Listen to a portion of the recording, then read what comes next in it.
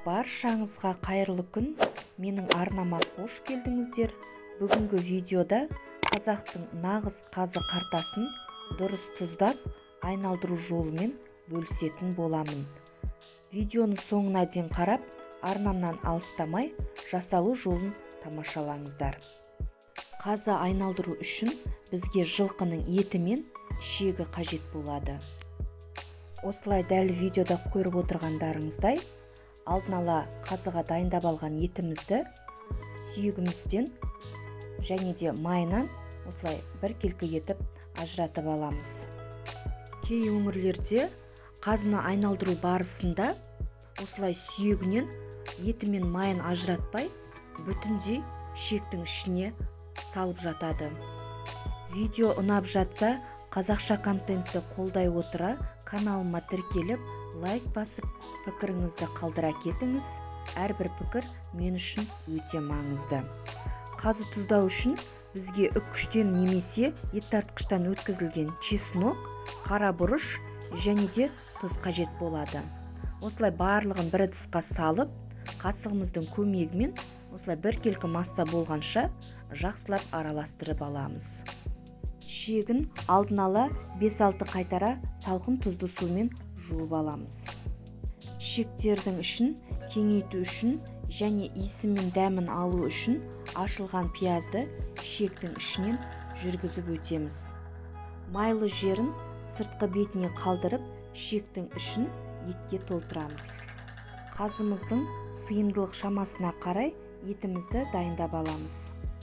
Осылай қазыны айналдыру кезінде біздің етіміз немесе майымыз қалың болған жағдайда осылай шамалы пышақтың көмегімен арасын ажыратып, одан кейін дайындап алған массамызды осылай біркелкі етіп қолымыздың көмегімен ысқылап бір тегіс етіп жағып шығамыз. Тұзының батымдырақ болғанынан еш қорықпаңыздар, себебі біздің қазымыз тұздылау болса өте дәмді болып шығады. Шектің ішіне етімізді кеспей осылай ұзыннан салып шығатын боламыз. Міндетті түрде шекке салар уақытта етімізді мұздатып алсақ, шекке оңай кіретін болады.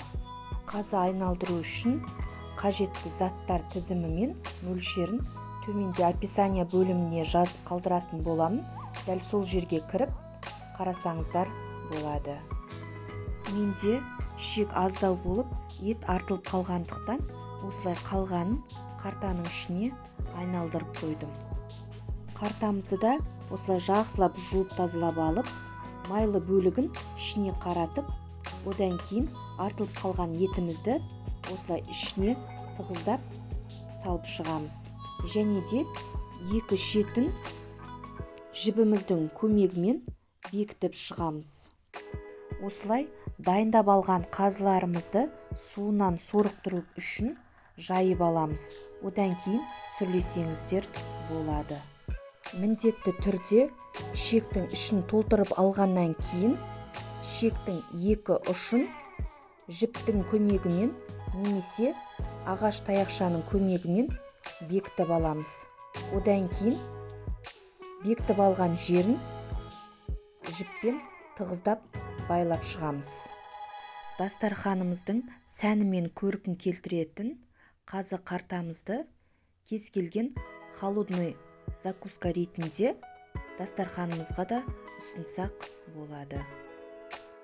Шектің ішін қазы айналдыру барысында ешқандай тығыздап салудың қажеті жоқ, себебі қазыны қайнату немесе асу барысында біздің қазыларымыз жарылып кетуі мүмкін. Осы жайтты ескеріңіздер.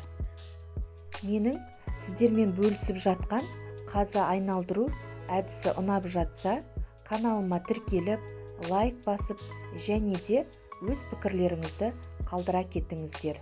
Әрбір жазылған пікірді мен міндетті түрде оқып шығатын боламын. Егер арнама тіркелмеген жаңа көрермен болсаңыз, төмендегі подписаться батырмасын басып, каналыма тіркеліп қойыңыз және де қоңырауша белгісін де баса кетуді ұмытпаңыз.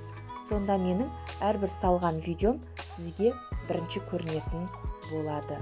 Міне біздің біркелкі болып шыққан қазы қартамыз дайын.